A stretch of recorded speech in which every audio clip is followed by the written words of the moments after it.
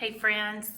Okay, I promised that we were gonna make some homemade buttermilk biscuits, and tonight we're gonna go ahead and make a batch for dinner.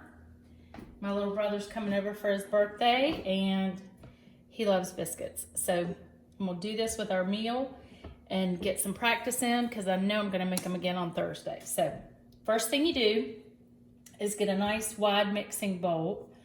Get your rolling pin, your baking vessel that you're gonna put the biscuits in. You pour in a cup, 3/4 of a cup of buttermilk, 2 cups of self-rising flour, and 4 tablespoons or 1/4 of, let's see, it's 1/4 of a cup of this butter flavored Crisco, or 4 of these tablespoons that make 1/4 of a cup. So first thing you're gonna do is pour your your self-rising flour into the bowl. And what you're gonna do is you're gonna build a little nest, which isn't that important until, first I wanna go ahead and take the end of this and make a grease the bottom of this pan and the sides, because you're going to put the biscuits in together nice and close so that when they bake, they have nowhere to go but up. So you want to make sure you get the sides of the baking pan done. And you're going to take the 4 tablespoons of Crisco. I hope you guys can see this. And you're going to break it apart in the flour. And you're gonna pull it apart and start adding the flour to it. And you're just gonna work it with your fingers until the flour becomes the consistency of little pieces of rice. And when I first read that, I was like, I don't understand that. But when you get to working with it, you can see little pieces are forming, and you're just working it into the flour. Just like this. Hopefully you can see that. Now, the next thing you do once you get this done and you've crumbled all of the butter flavored Crisco into the flour so that it's worked into every little bit of what you have in that flour, all 2 cups, you are going to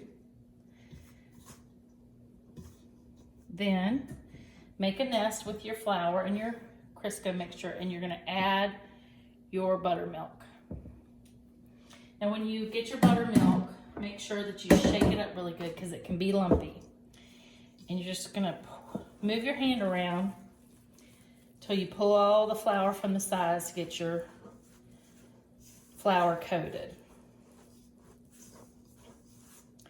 Now I was trying to teach somebody how to do this. I've taught Maggie's boyfriend Jake how to do it, and Josh's little girlfriend Peyton made it with me the other day. And there's just something about it when you know how it feels. You know that like right now, it's become a ball somewhat, but there's a lot of dry flour underneath there. So I think I might add just a tiny bit more buttermilk. But you want it all to become a ball and not have it too dry and flaky like this. So I'm gonna add a little bit more buttermilk.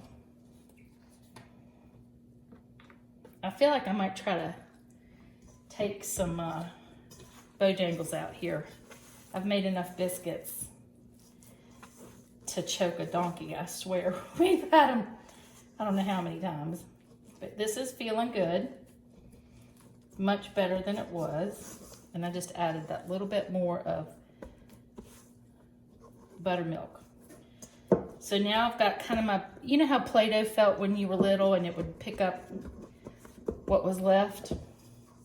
That's kind of where I am with this. So I think it's going to be in good shape. I'm ready to roll it out. I'm going to dust my chopping block with some extra flour. I'm going to put my dough ball there and take it off my fingers. Make sure you wash your hands really good. So there's what so basically that's where you know that you've gotten a good combination, when it does not have anything left behind. Now, you want to knead this, but you don't want to do it too much. You just want to get it to a point where it's going to be nice and flaky, but you're not going to work it too much. Now, in order to keep the biscuits thick, you want to start up high, because I'm heavy-handed. I know that when I make biscuits, I push too hard. Just want to make sure that you keep the height of the dough ball right at about 3/4 of an inch or an inch high, so the biscuits will rise and be a good size. And that looks about right to me. I got these cutters from Target. They're Joanna Gaines little cutters. Maggie got some too. There's the regular large size, there's the medium size, and then there's the cute little silver dollar size. So tonight, I'm gonna make the medium size, smaller biscuits, because we've got a big steak and we've got some other sides. I like to use my veggie scraper. It's actually a dough pastry cutter, but sometimes that helps to get the sides uniform. But I'm just gonna start cutting, putting the biscuits on the cast iron. I've got my oven preheated. There it goes, ready to roll at 450. And they will cook for 10 minutes. And like I said, keep them touching so they have nowhere to go but up. And this should make about 8 to 10 biscuits. Get my ball together, pick up any loose pieces. Roll it out, not too flat.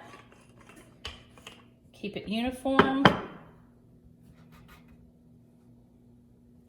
Now the key to having the biscuits just the perfect on top, the perfect consistency, is you have to melt a little bit of butter. If things get stuck like that, just take some of your flour and rub it, and it'll stop sticking immediately, okay? Now, the first thing you do, I always go to the bitter end with this thing. You don't want to knead it, because you're not making a flaky biscuit. These are more cake-like biscuits. Might do a sweet little roll biscuit here. What you want to do is melt some butter and put it on top of these. All right, I've melted a little bit of butter. I've got my baster here, my little basting brush. I'm just gonna go over the tops with the melted butter. Keep it from getting dusty and dry on top. We're gonna go into the oven, like I said, for 10 minutes at 450. And I'll show you what it looks like when they're done. All right, here the biscuits are straight from the oven. Now, I honestly, you know, we ate everything well done at our house. I could put these in a little bit longer, but I think that they are perfectly done at this point. I also, sometimes when I'm cooking them, I like to look at the bottom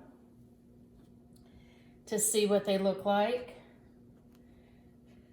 These are great. The pan is so hot that what I'm gonna do, because they're so light on the bottom, is I'm going to leave them, and look how much they rose, y'all. Is that not the cutest thing you've ever seen? I'm gonna leave them in here, and that way it'll keep them warm, and we'll have them for dinner, and I'll get the other stuff going, but that way they won't, if they cook a little bit more, it'll be fine. They won't get too cool, with them on this hot iron pan. So this is exciting. It's fun. I think this is a great exercise for kids to do, especially if they have just a space with somebody where they can play and get involved. This is a great little recipe and super easy. So I hope you enjoy and have a happy Thanksgiving. Okay. Just wanted y'all to see the inside of this biscuit.